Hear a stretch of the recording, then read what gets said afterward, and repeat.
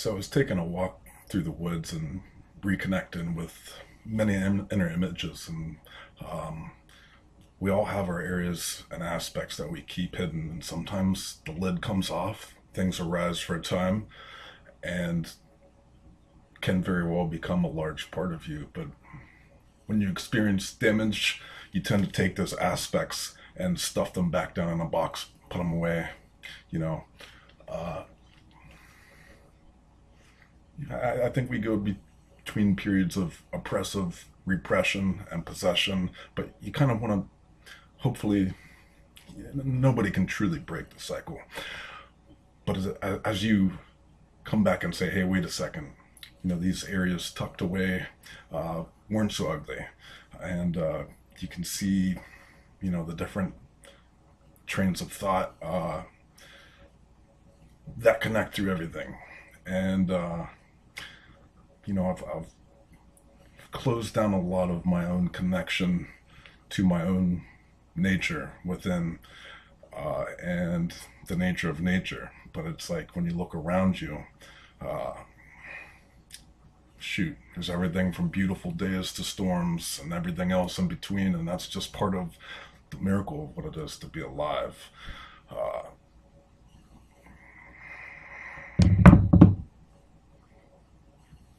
Even getting to hear the old off in the distance, and uh, everything's made up of energy, and everything coalesces and traverses through on lots of realms.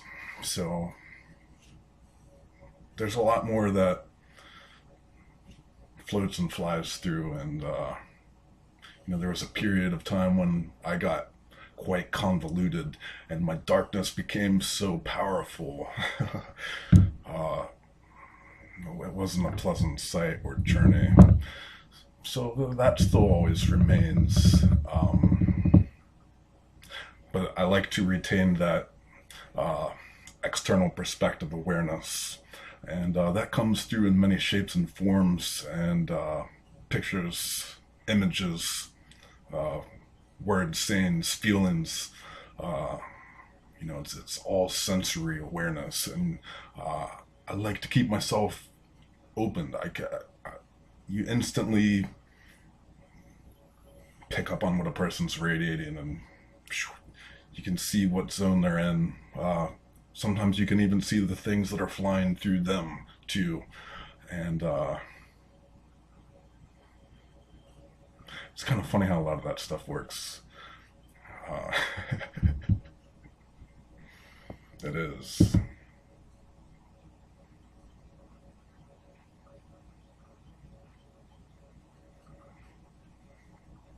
Think of it like this. It's like the world is this giant energetic field. And though you may not see it, it's like this giant web of connectivity, no different than this internet, you know. Uh, Everything replicates throughout as far beyond and beyond anything we so know. And of course, always exists the infinitely ever more unknown of why? That why question always drives me to go deeper and further, but also to experience the serene release. But yeah, it's like there's so many energetic vertices running throughout and connecting everything together, and it's this constant, beyond the speed of light exchange. So, usually most times aware of it all, and I like being open, but a lot of times I've had to shut that stuff off uh, because if I were to keep that open at all times, there are some more hideous aspects to life and reality, both within the self and within others, and I can't be receiving and exchanging all of that. So there's a time and place to have to put that down. But what I'm trying to challenge myself to do is, can I at least remain open and honest and not have to close down that space of connectivity? Can I actually be this seen being, and even when approached by things, rather than be holding a darkness uh, within another, or whatever the atmosphere so strikes at me, can I just simply see and acknowledge and, you know, carry on about my business versus becoming the image. Uh, and if you, we all have our own experiences. You know, I have my own personal experiences. Many of all mannered. So I don't always share a lot of those more profound ones because I know most people aren't open to receive that. But to anybody that is, like, you know, I love sharing. Anyways, but one particular thing that I will share is many years ago, I mean, I've always loved going off through the woods, walking through the water, barefoot, uh, just treating nature like a giant playground, you know, just having fun. And I used to like to, at nighttime, uh, take a walk down this stream, and there's this area of like swampland, and there'd be like early spring, thousands of frogs going. Yeah, I can't make frog noise, but you know, singing their song, and I would just like to sit there and meditation. And what I mean by meditation, I don't mean that I go with a specific purpose, but I just completely open my senses and allow the energetic stirrings and melodies and everything all around to just coalesce and bask in that presence. And as I was sitting there, I picked up on in this shift.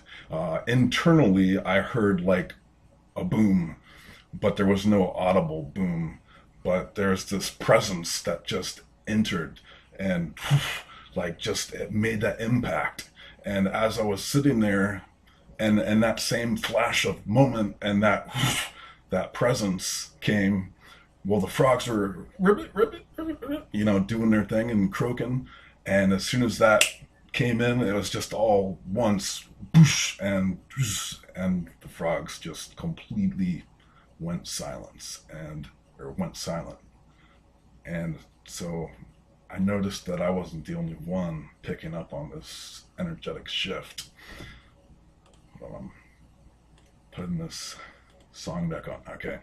So, yeah, I wasn't the only one to notice this energetic shift because the frogs reacted to it too. Because it went from complete noise throughout the woods of frogs and crickets and everything else and just super loud, and then silence. And so I'm sitting there, and then the next thing I know, you feel that presence lift. And right after it lifted, they just lit right back up in their song. So it was kind of cool to share that, where things are mirrored back beyond the mere sight of what is seen. There's also quite a few spirits that will come through animals. And I opened up a can of worms one time. Not literally. I mean, yeah, literally, I'd probably open a can of worms too, but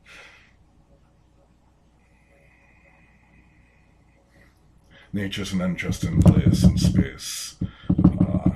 It's fun to explore those realms. I used to talk a lot more openly about this, but yeah, once you peel enough layers away and you're like, holy shit, it's quite frightening. But even I could never remain fully tapped down, and that's, you know, part of the deliberation was there was just so much rolling in through all the time, just like this never-ending. And sometimes all of that can seem to be too much, but I do enjoy it, actually, believe it or not. The only difference for me has been being able to get that out. That's my release. If I can get that out, find that connectivity, find that receptivity. Uh, because elsewise, the only reason I was ever closed was I was playing off to other people's fears and rejections. And now those were my own fear of rejection, because you're used to not being seen. And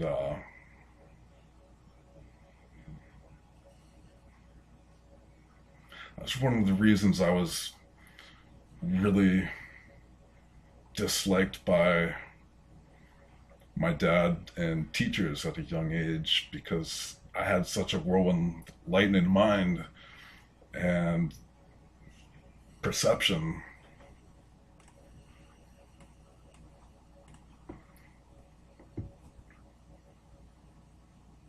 that things just made too much sense. And if people aren't ready for truth and they still want to live within the confines that they've grown accustomed to, then you're nothing more but the annoying pin-pricking needle popping their balloon.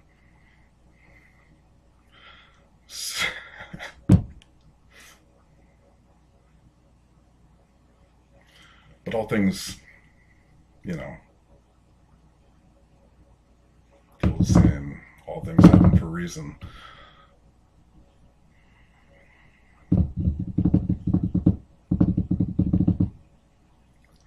But I'm glad to reawaken and reconnect with some of these aspects and not close them off and be like, you know what? Yeah, you're all part of me. Like,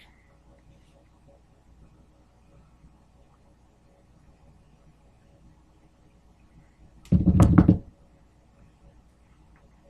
if you ever wonder why I go into moments of silence, I'm seeing so much that the words escape me temporarily. It's like, how do I word this down into a precipice of a single speck, minute dot of definable definitions? Because you can't box that. Words are always going to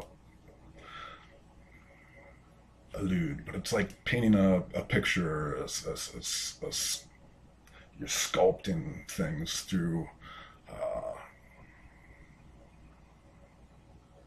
and there's always so much more you want to say and reveal. But perhaps that's just part of the fun mystery of it all, you know. Because I could write 1,000 poems, but I still need that 1,001st, the 1,002nd, the millionth, the zillionth, the infinite.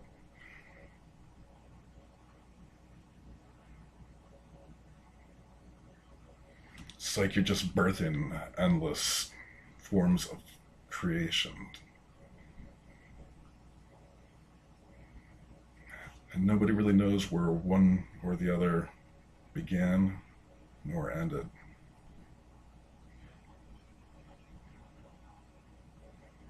And that's the interesting thing with spirits too. There's always that direct influence. People may not like the term spirit, but I use spirit and emotion interchangeably. They're both energetic, you know, powers.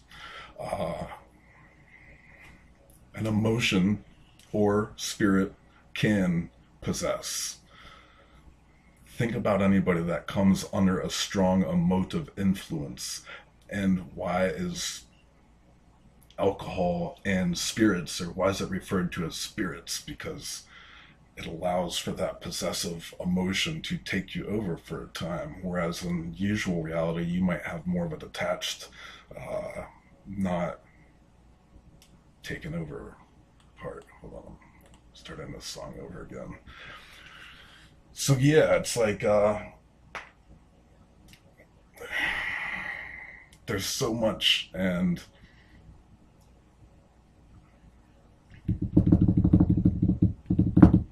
sometimes you can even see the things behind. Maybe not everybody's images will line up.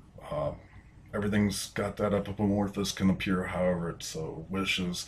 But I've seen things enter and leave people, and I've seen things enter and leave myself. I'm aware when things are within my presence. I always have a sense for it. I pick up on it all, but I'm part of that.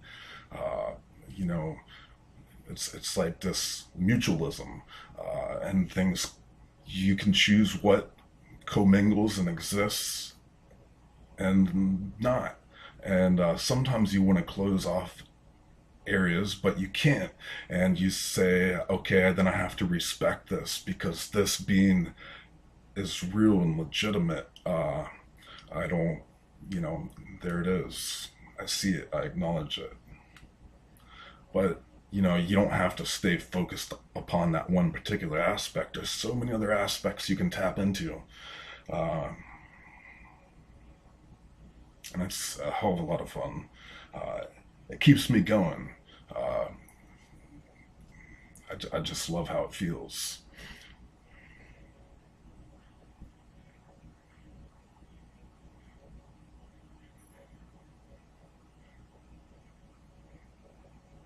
So yeah, keep that in your inner perspective mind.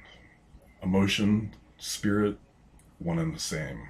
Uh, just kind of as a quick example, you don't have to be aware of spirits, but you can be aware of emotions. Um, you know, there might be somebody walking around out here that has so many aspects around them uh, that are part of their own personal web. And this person might be completely unaware of this giant web.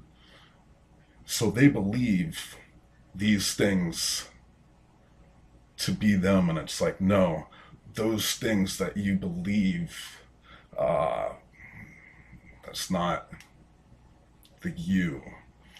Uh, those are just writers and passerby of a collection of things that have so influenced you along this journey. And it may fuel your physical being, but you are more than what you believe. So I like to think that awareness changes everything. And what I've come to learn within this awareness is that you can't always change reality in the way or sense that you wish to so address things, because we're all subjected to the same uh, laws, so to speak, of nature. But I don't even like using that word law because it just sounds so constricted. So it's just like, yes, here I am in this physical vessel, and here are all these other things going on around.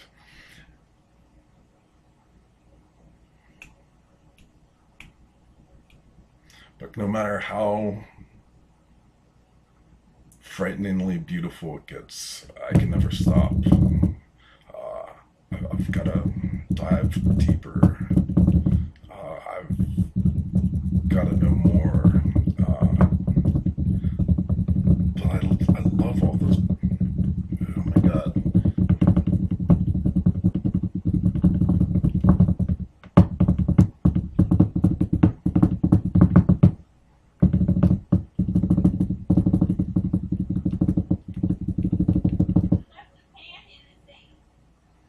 For example, if an energy approaches and enters your field,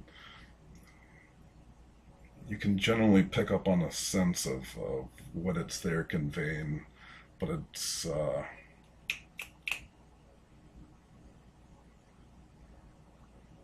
also part of the self. It's like this never-ending exchange center, and I really enjoy when a lot of those things enter my field. It's like it washes over you like an electric blanket.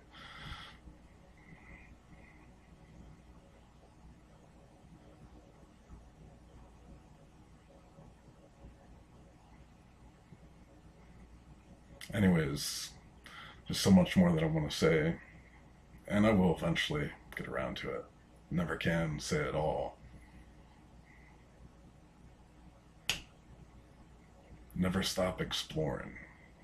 Never stop striving. Life is simply what it is.